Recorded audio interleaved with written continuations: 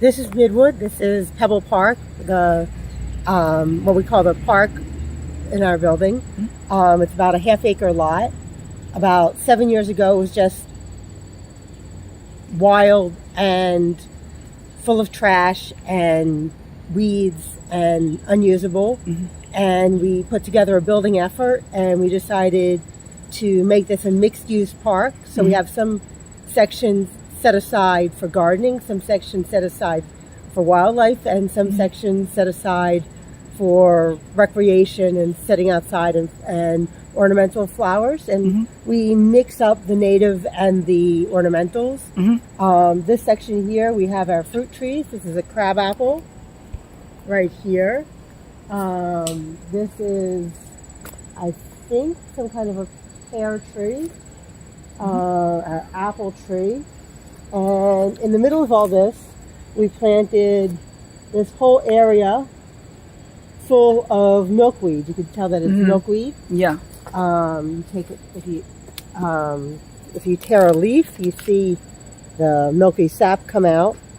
And we did this to be able to have habitat for monarch butterflies as they come through. Over here is our grapevine, and it's pretty much done for the season. But like other grapevines in New York, now that the spotted lanternfly, spotted touch-me-not's a different plant. The spotted lanternfly has established itself. Grapevines and other fruit trees are particularly vulnerable. So we try and get rid of the ailanthus plant that attracts the lanternflies, but at this point they're already on our fruit trees and all over the place, so there's not much we can do. There's over one, here, I see them on the mugwort over here. There's a spotted lanternfly right there on the mugwort. Okay. Yep, that's a good example. Mugwort's another Asian invasive plant, but it was brought in and people use it as food. Up there's our fig tree, and it's producing well this year. Over here is some thistles that have already gone to seed. And often what we'll do, especially towards the end of the season, to take the seeds and either spread them or take the seeds and put some aside over the winter and spread them in areas where the plant isn't, so that it'll spread its area. Did you plant the thistle, or did that just come up by itself? Some of it we planted, not deliberately, but spreading seeds. Some of it was from wild seed packet mixtures. Okay. So like over here, here's a nice one that's in flower. Over here. You see some of the bees came around. Yeah. I saw some bees over there also, so you're getting some pollinators. So yeah, we're trying to attract pollinators. This year our sunflowers didn't do well, but here's some echinacea or cone flowers. And these do very well. And again, we save the seeds and spread them around. Over here is bee balm or vermigo from some of our pollinator seed packets that we've gotten over time. And that's very popular with the pollinators. I just ordered some of that for my garden, so that should be coming for the fall. It also makes a really great tea. Up on the hillside is an area where we don't want people going, so we planted some ornamental stuff, some irises, but then we have the wild goldenrod and more coneflowers and a bunch of other wild things that have taken on. And we're very happy with the effect. Different seasons, we have different things growing, and it's a lot of fun to watch. So this area is kind of fenced off so that it's preserved and protected. It's preserved and protected, and also to give the residents in these apartments some more privacy. I see, okay. And then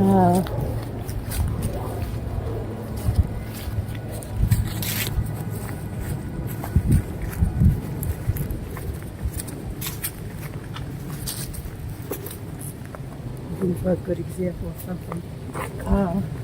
So in our Okay, so over here is a good example where we left our trimmings as wood piles so that this makes great nesting habitat for birds. I've seen a catbird around here, some robins that like these piles. In the spring, they'll let you know when you're getting too close. Now I don't see them, but they're not nesting right now. Over here is, I'm the person in charge of the compost. Here's a bucket of our done compost. And there's still chunks and leaves and stuff. We have these tumblers where we're putting in our mainly done compost and finishing it up. Because all you have to do with these is you put the stuff in, and then every couple days you give it a good turn. How long does it have to be in there? I put in the mostly done stuff to finish it up. Our main compost is over there in the area that really isn't so pretty for our house waste and stuff. And it takes about a year to digest all the leaves and all the kitchen waste. Then I move it over to the next bin and reuse it and take it out from that second bin as it gets more and more done. That way it gets moved along. We are able to take, look at all these Norway maples and all the leaves that they drop. And a lot of our trimmings, we're able to take all that, and instead of sending it to landfill, we're able to compost it and use it here.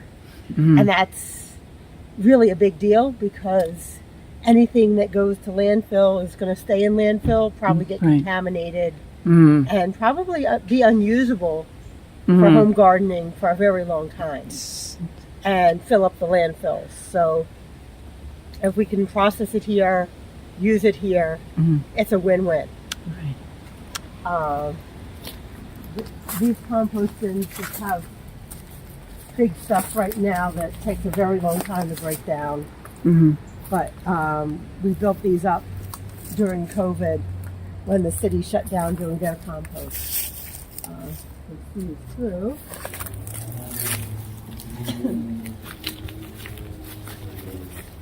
This is one of our communal beds where whoever wants to plant extra things for everyone else to pick. So if you don't want to commit to having your own garden space, you're able to garden and plant here. And so like we have some tomatoes and some strawberries coming along. This one needs to get staked up better. And I should grab another stick somewhere. And then here's a raspberry bush that's already done it. Oh, it's gonna get a fall crop, you see here. The raspberries. And then over here is where we have our individual beds. So whoever wants, so this one's one of mine. I planted some fall crops, and that's my other bed. I have some hot peppers coming along, tomatoes, the strawberry plants, string beans, a few other things. Oh, good, my collard greens are coming in down here. That's exciting.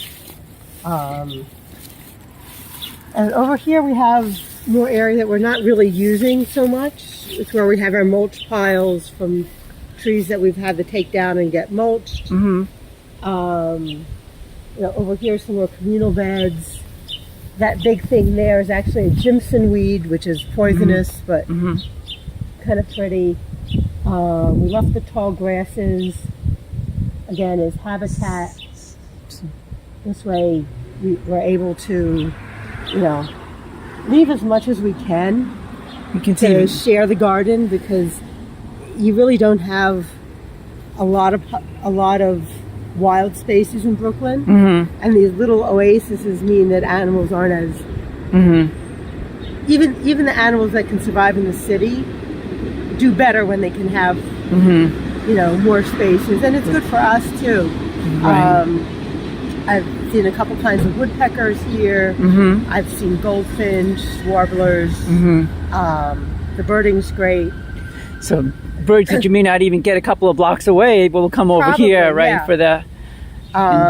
And in front of the building, the waterfall is a very popular spot for birds to bathe. Mm-hmm. Very good. How do you finance it? Do people pay for their own, or how do you finance it in general? So it's a combination. It's part of our landscaping budget.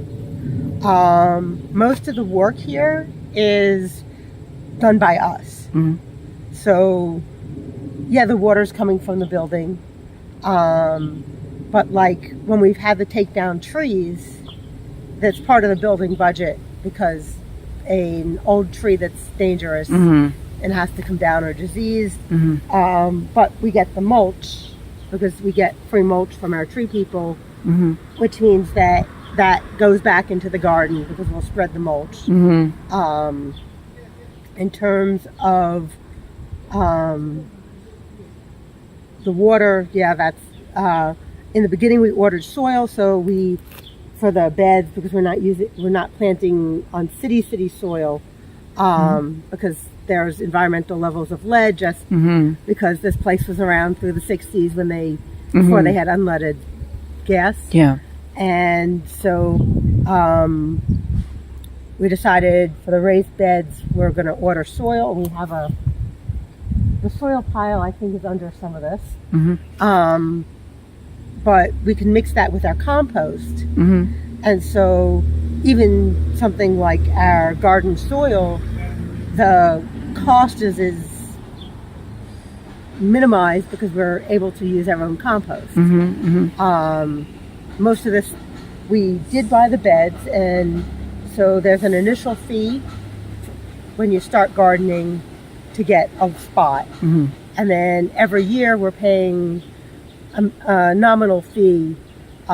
This year it was $4 per square foot. So mine's a 4x4. So this one's a 4x4. I paid $64 for the year. Mm-hmm. And so we're able to cover some of the costs that way. Mm-hmm. Plus it's also donations and people donating their time. And, so we really aren't a huge cash thing. We're able to, it's an added value really. Okay, see. I know you mentioned the spotted lanternflies. Do you use any pesticides, or do you have any ways to get rid of pests, or what do you do? Or is that a problem? Generally, we decided to go organic. Mm-hmm. So in a few places, our landscapers used chemicals to get rid of poison ivy or to get rid of things that are noxious or dangerous.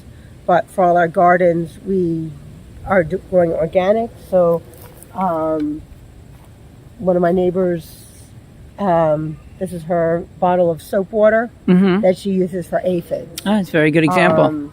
I have a bottle in the closet of salt vinegar soap solution to use for any poison ivy that might start to escape, too close to the food. So use as much as possible the household non-chemical. We're trying to keep it organic. The whole point is that we want this park to feel safe and usable for the residents and for kids. Because where else in Brooklyn are you going to have this? Right. Our rule is, you bring your trash in, you take your trash out. We used to have a trash can in here, but we found that people were abusing it, so we stopped with the trash can, and people take their garbage out. Just take it out, right. Very good. Wow. Well, thank you very much. For the most part. Thank you very much.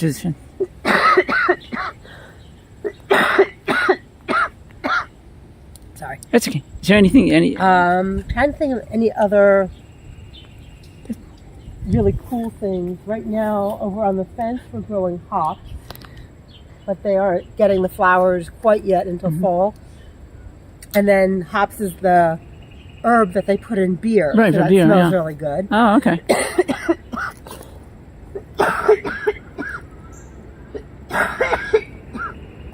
tired talking too much. It's okay. So we can, Let me get a drink. okay, sure.